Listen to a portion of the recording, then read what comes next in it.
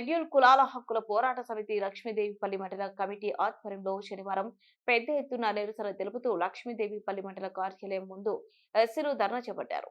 అనంతరం మండల తహసీల్దార్ కేఆర్కేబీ ప్రసాద్ కు డిమాండ్లతో కూడిన వినతి పత్రం అందజేశారు. ఈ కార్యక్రమానికి ముఖ్య అతిథిగా షెడ్యూల్ కులాల హక్కుల పోరాట సమితి వ్యవస్థాపక అధ్యక్షులు బొమ్మెర శ్రీనివాస్ పాల్గొని మాట్లాడారు.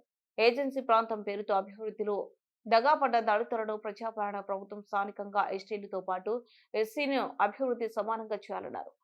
తొలగించిన స్థానిక ఎస్సీ రిజర్వేషన్ అమలు చేయాలని డిమాండ్ చేశారు. తెలంగాణ రాష్ట్రంలో సగ భూభాగం ఎస్సీ కులాలకు జెడ్పీటీసీ, ఎంపీటీసీ రాజకీయ రిజర్వేషన్ 2014 ఆధారంగా 2025లో స్థానిక ఎన్నికల్లో ఎస్సీ కులాల జెడ్పీటీసీ, ఎంపీటీసీ ఎస్సీ రిజర్వేషన్ అమలు చేయాలని కోరారు.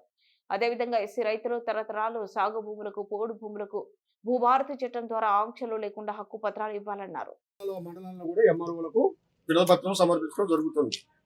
జరిగేది ఏంటంటే, మనకు సైమన్ కమిషన్ ఇండియాకు వచ్చినప్పుడు ఈ షెడ్యూల్ కులాలు 1500 కులాలు స్టేట్ దేశవ్యాప్తంగా 1500 కులాలు షెడ్యూల్లో పెట్టింది.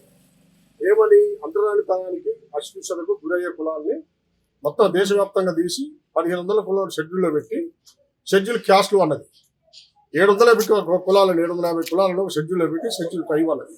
అందుకే షెడ్యూల్ ట్రైబ్, షెడ్యూల్ క్యాస్ట్ అనేది వేరు కాదు. ఈ రెండు విడదీయాలని బంధం, అన్నదమ్ముల బంధం.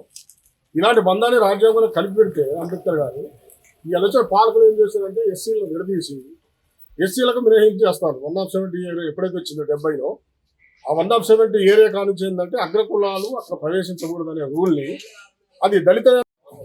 ఈరోజు లక్ష్మీదేవిపల్లి మండల తహసీల్దార్ గారికి వినతి పత్రం ఇచ్చే కార్యక్రమంలో నాతో పాటు భాగస్వాములైనటువంటి మరి ఉద్యమకారులు, ముఖ్యంగా ఈ ఒక్క వేదిక మీద ఉన్నటువంటి ఉద్యమకారులు, రాష్ట్ర నాయకులు కాకెల్లి సైమన్ గారు, అదేవిధంగా